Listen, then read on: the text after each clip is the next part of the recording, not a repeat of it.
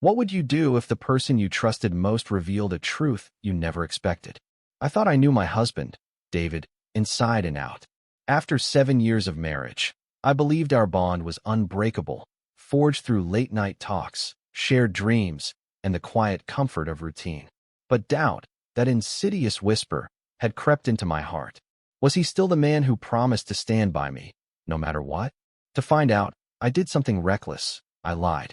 I told him I'd been fired from my job as a graphic designer, a job I loved and excelled at, just to see how he'd react. What I overheard when I left the room shattered everything I thought I knew.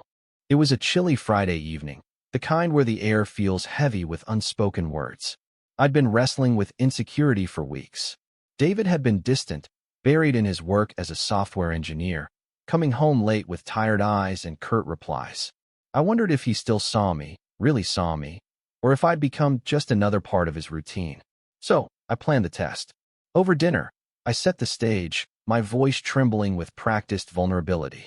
"David," I said, staring at my untouched plate of pasta, "I got fired today. They said I wasn't good enough."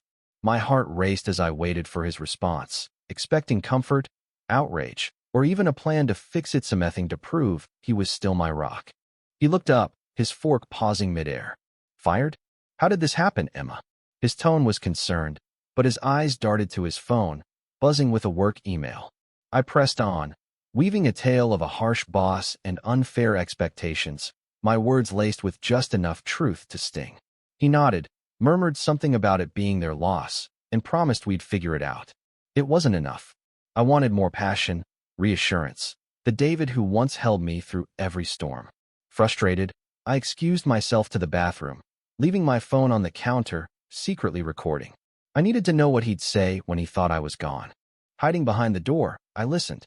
The recording caught his sigh, heavy and raw.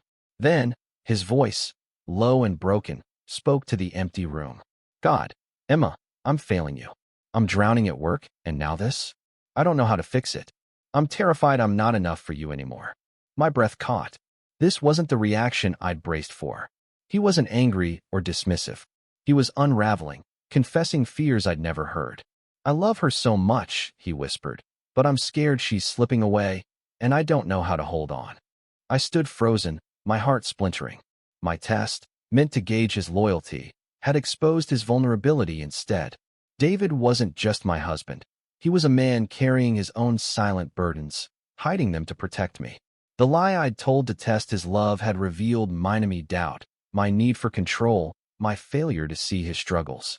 Tears streamed down my face as I realized I'd hurt the one person I swore to cherish. I walked back into the kitchen, my resolve crumbling.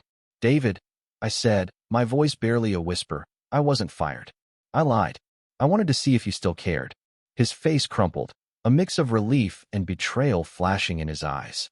"Why, Emma?" he asked, his voice raw. "Why would you think I don't?" I sank into the chair, confessing my fears, his distance, my insecurity, the creeping doubt that our love was fading. He listened, his hand reaching for mine, and for the first time in weeks, we talked. Really talked. We laid bare our fears, his stress from a looming deadline, my loneliness in his absence, the way we'd both let silence grow between us. It wasn't easy. Words stumbled, tears fell, but we rebuilt something that night, a fragile, honest connection. I apologized for my deception, and he forgave me, not with grand gestures, but with the quiet strength of someone who chooses love over pride. In the days that followed, we made promises, not the kind etched in wedding vows, but small, real ones. We'd check in daily, even if just for a moment. We'd share the weight of our fears, not bury them. My lie had been a mistake, but it forced us to confront truths we'd avoided. Love, I learned, isn't just about trust. It's about courage, the courage to be vulnerable, to forgive, to rebuild when things break.